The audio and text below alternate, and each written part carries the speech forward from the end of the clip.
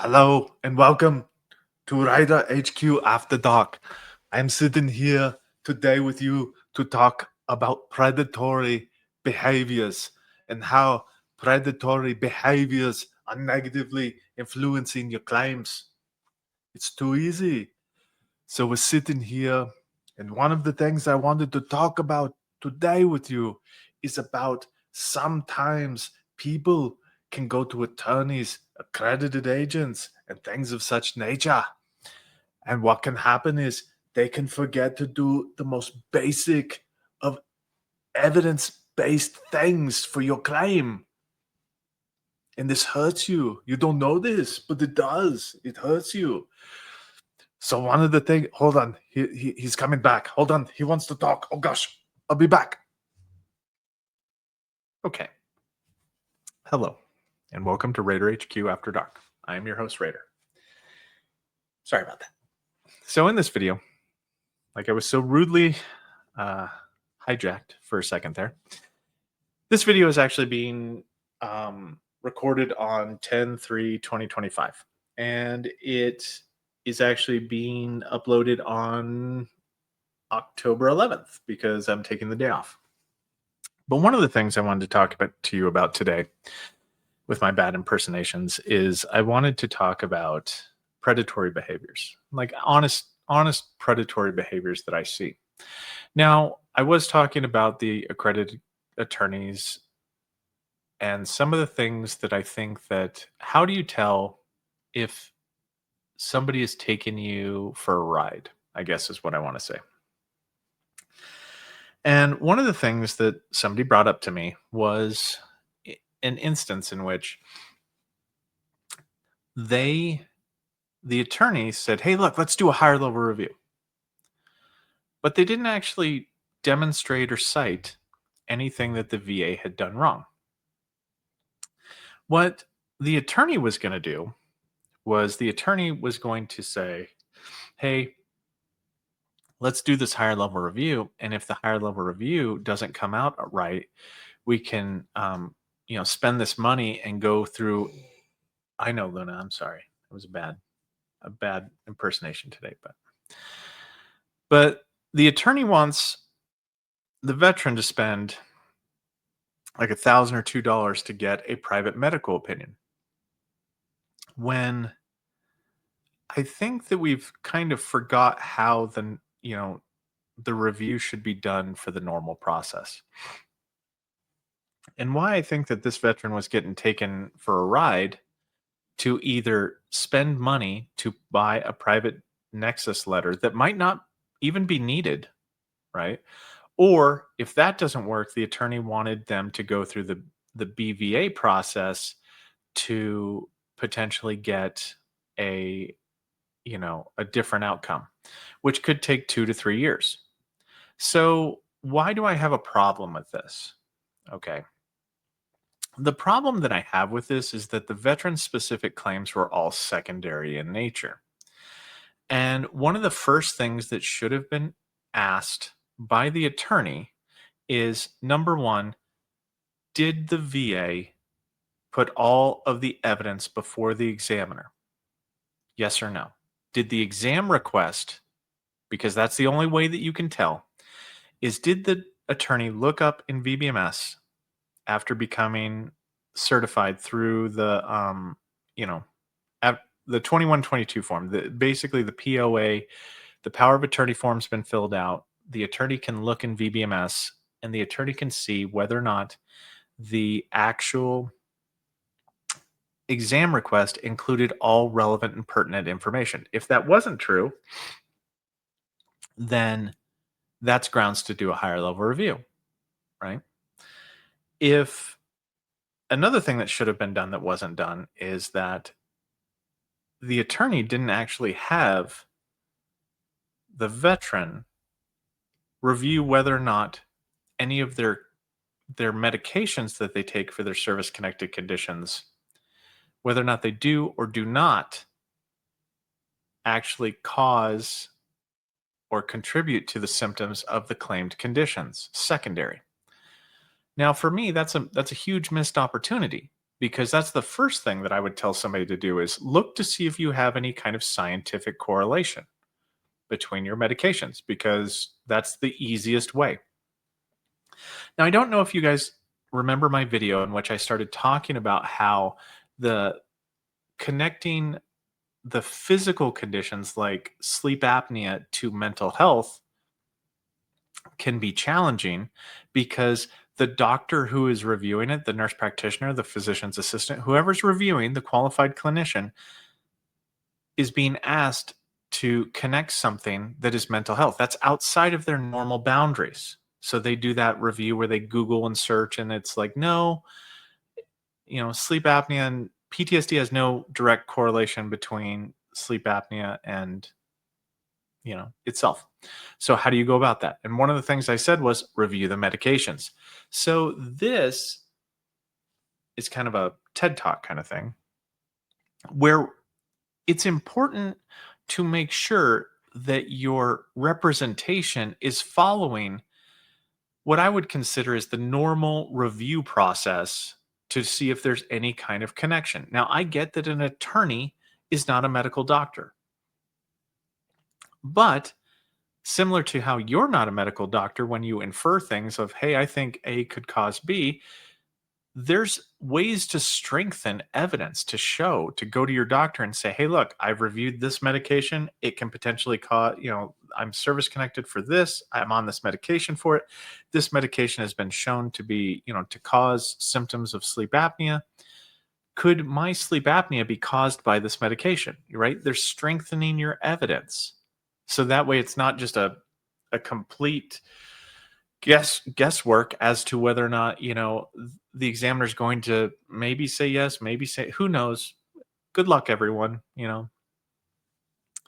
But I think it's just kind of a little bit disingenuous for some attorneys to, without having you review any kind of correlation, causation, evidence review, just say, go here and take my, spend this money and get my medical opinion based upon no evidence, no medical review showing that, hey, look, going through my guy would probably be better because they're a specialist in this, that, or the other.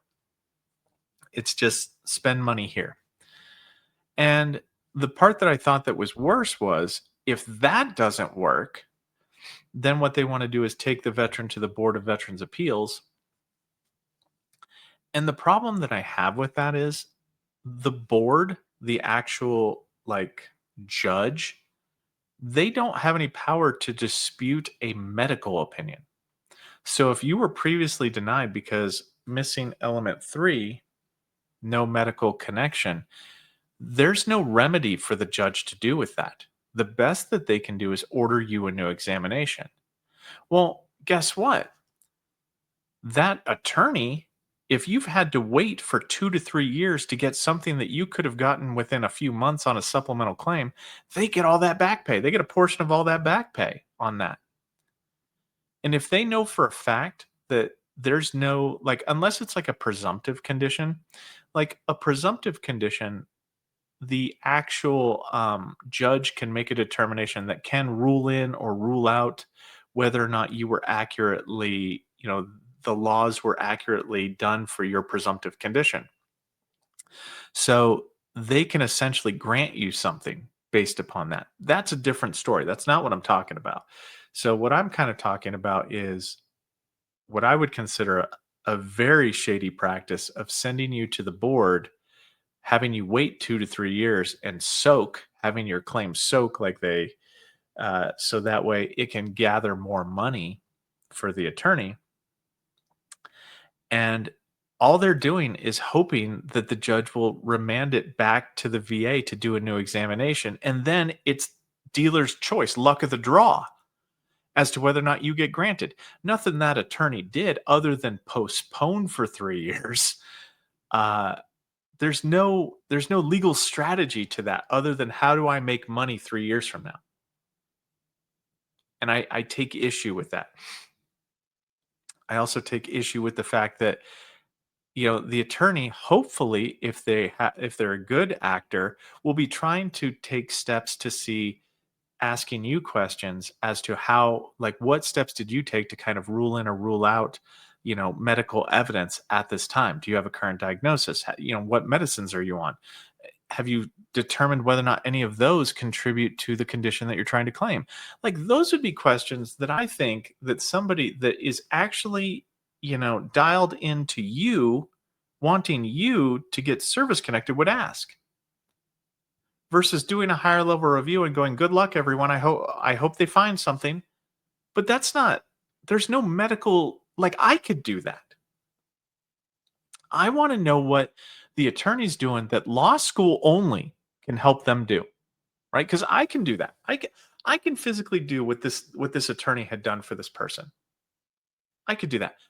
My children could do that with minor instructions. My children could do what this attorney did, but we're going to give them, 20% of your back pay or something like that for basically, if he gets, let's do a higher level review, and if it works out, it works out. But if I set up the higher level review in such a way to where I don't even support a reason why I disagree with anything, and I just shove a higher level review in, well, that's going to fail. So then we get to pivot to spend this thousands of dollars on my private nexus, which I'm not against the private nexus thing. I'm not against getting a medical nexus in this situation as long as it strengthens your claim. But do you need to? That's my question. Like, and are you doing the medical nexus correctly? Have you put forth all of the evidence that's relevant to make a medical nexus before the person, before either your doctor or before the one that you're paying for, right? Know what's relevant, know what's important for your claim. I just I found this to be a very odd thing, and I know I did a video kind of like talking about how, doing secondaries to, sleep apnea secondary to mental health is the video that I'm currently referencing. But this can be generalized to a lot of different things. And then whenever I saw this individuals, we had this conversation, and I noticed that that attorney wasn't actually doing anything that I would consider would be advocacy in any way, shape, or form, that would be earning a 20% um, amount of back pay. They were just throwing spaghetti at the wall, hoping, I'm going to be speculating here, hoping that it fails with the higher level review, so that way they can either pivot to the private DBQ that I assume they get a portion of that for, or that they, you know, go to the BVA and then they get to soak your claim for 2 to 3 years to milk that back pay that may or may not happen. There's no guarantee of it because the judge can only remand for a new examination, at which point in time it's dealer's choice, luck of the draw. And some of them hope for that, and then they'll take credit, similar to some claim companies that guarantee an outcome. And this is about the video about, the promised outcomes in claims companies. It's luck of the draw. It's your evidence dictates how this turns out. And so anyway, I wanted to do a video on this to say, like, I know that I've said that certain claim companies that guarantee outcomes suck, but there's also some underhanded behaviors by some attorneys who are not wanting to put in actual effort to earn a back pay percentage. Now, whenever I become an accredited claims agent, I surely will have, certain steps that I take that, I'm obviously not going to charge 20%. That would be ludicrous. But, in the future, whenever that happens, there will be steps that are taken, like actual steps to where, I earn my money. But it freaks me out that some people are not only paying the attorney, but then potentially paying for a nexus in order to then pay the attorney again, potentially back pay. Wow. Guys, just watch out. There's a lot of disingenuous behaviors, actions, and practices out there. If people are guaranteeing you for something or taking you for a ride, you need to be cautious of it, right? Like an upfront if you do use a claims company, make sure that they're focused on, educating you and at least using your evidence. If they're just like, "Hey, look, come over here. I'm going to coach you on be sadder." Be no, no, no, you got to be sadder, and it just weirds me out. But yeah, anybody that's actively coaching you on an exam and not educating you to an exam, those are different things, by the way. I educate people to an exam. Like what's going to be on the DBQ? Provide physical examples true to your life. That's education. That's not coaching of, okay, now here, I want you to get the wheelchair out, get in the wheelchair, and then pretend like you can't stand, weird stuff like that. But anyway, that's all I got for you today. I might cut out the Arnold thing in the beginning, and if I do, then I do. But if I don't, I don't. Anyway, guys, that's about all me and the dogs got for you today. Raider out.